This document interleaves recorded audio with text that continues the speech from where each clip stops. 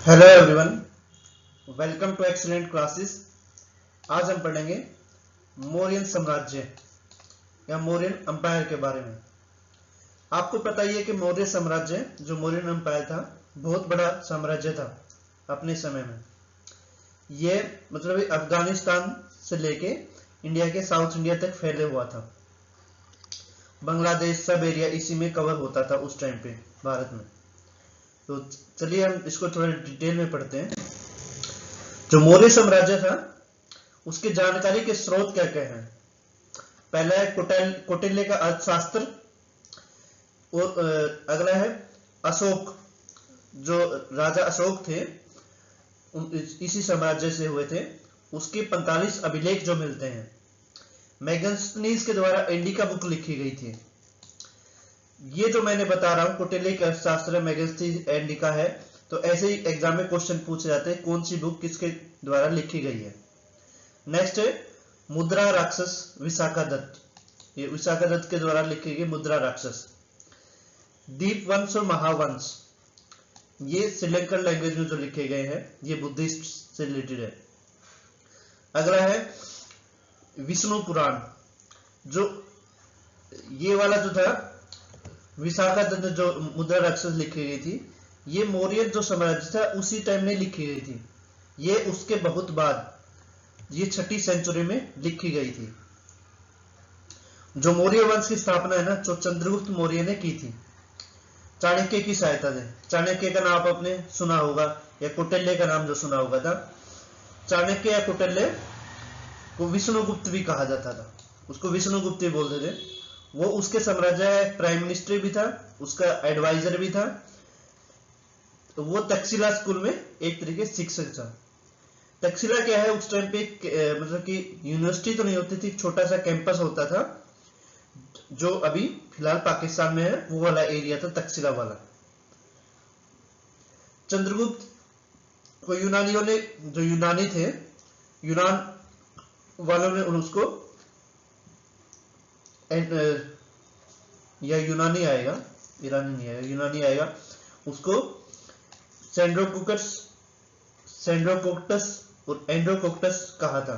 ये एग्जाम में पूछे जाते हैं, सेंड्रोकोक्टस, सेंड्रोक्स और एंड्रोकोक्टस। विलियम जोन्स जो अंग्रेज थे, उसने क्या इस नामों की अच्छे से पहचान की थी। ये थे चंद्रगुप्त मौर्य, पहले मतलब कि उनके राजा थे मौर्य साम्राज्य के। ये जो आप देख रहे हैं पैर, तो यहां से फैला हुआ था, यहाँ ईरान और अफगानिस्तान से लेके यहां तक फैला हुआ था। ये वाला जो बांग्लादेश का एरिया है, कलिंग भी इसमें शामिल था, जो लास्ट में अशोका ने जो जीता था। लेकिन ये जो चोला, पांड्या और चेरा जो थे, ये इसमें शामिल नहीं थे। सौराष्ट्र वाला जो यहाँ तक, ये बाउंड्रीज की यहाँ तक होती थी, यहाँ तक बाउंड्री थी इसकी। ये वाला जो हिमालय वाला भी एरिया था, ये सब आता था। तक्षशिला, ये जो मैंने बताया था कौटिल्य इसमें पढ़ाते थे, तो तक्षशिला ये पाकिस्तान में है। तो उसके बाद विलियम जोन्स ने बोला कि जो बौद्ध साहित्य, जो मौर्य जो थे, बौद्ध साहित्य वाले लोग उसको क्षत्रिय बताते थे। जैन साहित्य उसको चंद्रगुप्त मौर्य को मोर पालने वाले का बेटा बताते थे। मोर मतलब कि पिकॉक पालने वाले का बेटा बताते थे। जस्टिन के अनुसार अलेक्जेंडर ने उसे मृत्यु दंड दे दिया था, उसको एक तरीके से एक शेर के पिंजरे में बंद कर दिया था चंद्रगुप्त मौर्य को। लेकिन शेर ने उसको नहीं खाया, क्योंकि बचपन में शेर को चंद्रगुप्त मौर्य ने बचाया था, इसलिए सिकंदर ने बाद में उसको छोड़ दिया, पिंजरे से निकाल दिया। उसके बाद चंद्रगुप्त मौर्य 322 से लेकर 298 ईस्वी तक, 322 ईस्वी से 298 ईस्वी, मतलब जो बीसी होती है वो पीछे से स्टार्ट होता है, 322 से मतलब बैक की साइड आता है उसका 298 तक। उन्होंने, उसमें क्या हुआ, चंद्रगुप्त मौर्य ने जो सेल्यूकस निकेटर था उसको बैटल ऑफ हाइडेपिस में हराया। हाइडेपिस में झेलम नदी है ना जो भारत की, वहां पे हराया था। और उसमें उसने जो सेल्यूकस निकेटर के 4 जो स्टेट थे उसको जीत लिया, जिसमें आएगा आर्या, ये वाला स्टेट आर्या जीत लिया उसने, इसको हेरात भी बोलते हैं। उसके बाद एराकेसिया, एरोकेसिया ये जीता था। उसके बाद गैड्रोसिया ये वाला स्टेट जीता था। उसके बाद पोपार डे इसको बोलते हैं, ये काबुल वाला एरिया है, ये काबुल वाला है। उसके बाद जो गैड्रोसिया जो मैंने बोला है, जो गैड्रोसिया वाला जो एरिया है ये बलूचिस्तान वाला एरिया है जो पाकिस्तान में। एरोकेसिया ये वाला कंधार वाला एरिया जो है, और एरिया ये हेरात वाला जो एरिया है। तो ये जो 4 एरिया थे ये चंद्रगुप्त मौर्य ने जीत लिए थे सेल्यूकस निकेटर से। और जो सेल्यूकस निकेटर की जो बेटी थी हेलेना, उससे उसकी शादी हो गई थी चंद्रगुप्त मौर्य की।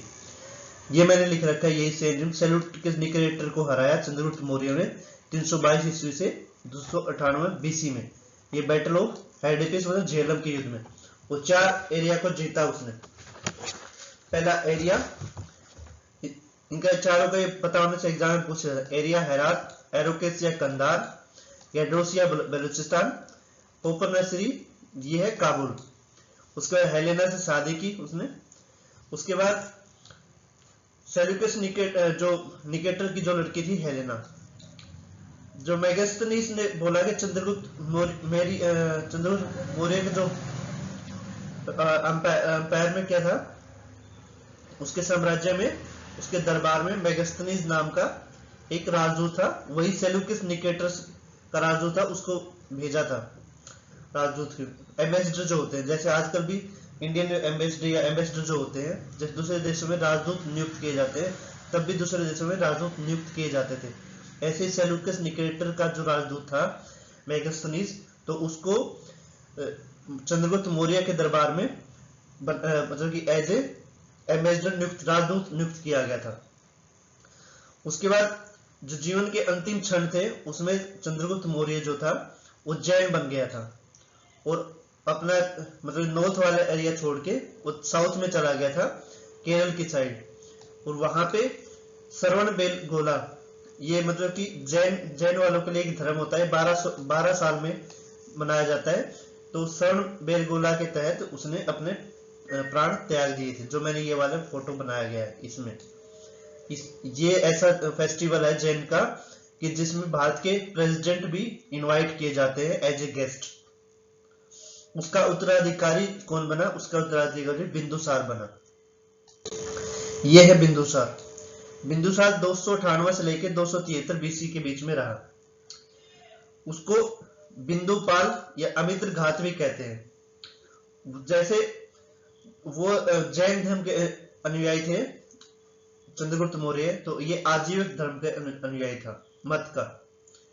कोटिल इसका भी सेम, जो कौटिल्य और खल्लाट जो थे उसके प्रधानमंत्री थे। जो पहले वाले चंद्रगुप्त मौर्य के जो कौटिल्य थे वही इसके प्रधानमंत्री इनके बने थे।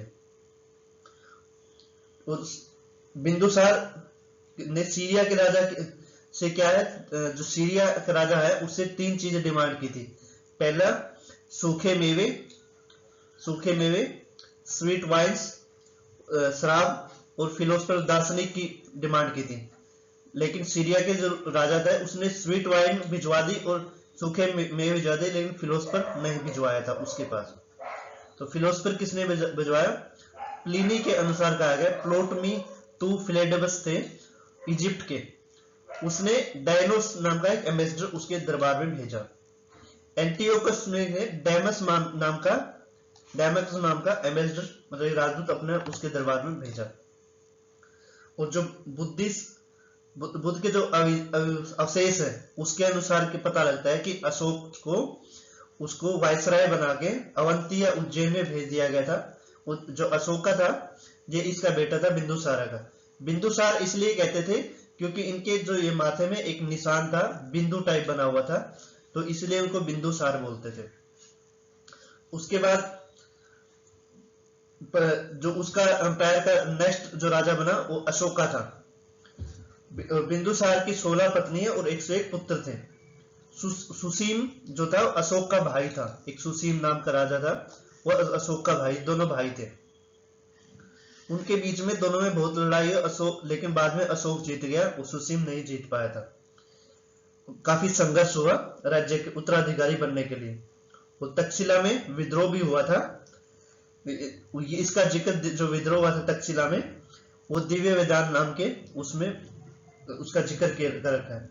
और बिंदुसार का उत्तराधिकारी अशोक बना। तो थैंक यू सो मच। मेरे चैनल को लाइक करें, कमेंट करें और शेयर करें और सब्सक्राइब करें।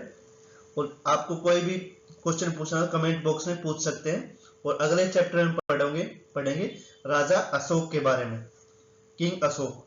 Thank you so much. Have a nice day. Thank you.